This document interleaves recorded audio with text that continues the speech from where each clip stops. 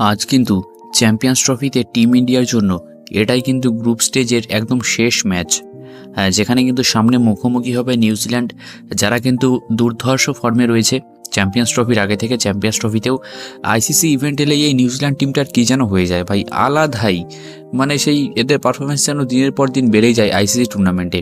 তো যাই হোক, এই দুটো টিমে কিন্তু সেমিফাইনালে কোয়ালিফাই করে গেছে ইন্ডিয়া এবং নিউজিল্যান্ড। আর তোমাদের জানিয়ে রাখি যে আজকের ম্যাচটা যদি টিম ইন্ডিয়া জিততে পারে তাহলে কিন্তু সেমিফাইনালে টিম ইন্ডিয়া অস্ট্রেলিয়ার মুখোমুখি হবে, আর যদি হেরে যায় তাহলে কিন্তু সাউথ আফ্রিকার মুখোমুখি হবে, এমনটাই কিন্তু আপডেট কিন্তু বেরিয়ে এসেছে।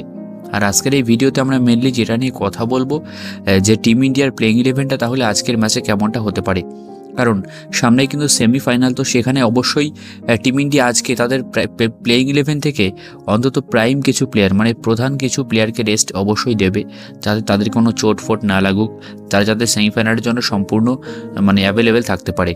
তো সেটাই বলবো আজকের এই ভিডিওতে যে কেমনটা হতে চলেছে, তাহলে আজকের ম্যাচের প্লেইং ইলেভেন কোন কোন পরিবর্তন হতে চলেছে। তো চলো তাহলে দেখে নিই টিম ইন্ডিয়ার প্লেইং ইলেভেনটা।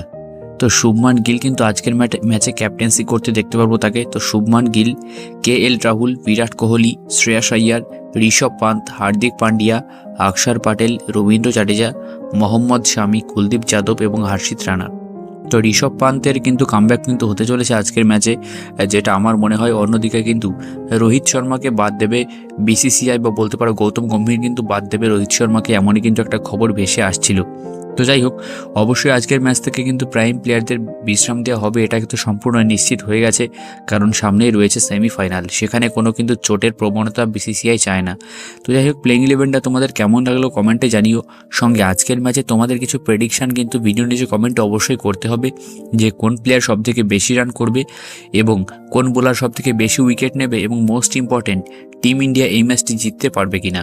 ভিডিও নিচে কিন্তু অবশ্যই জানাও কমেন্টে।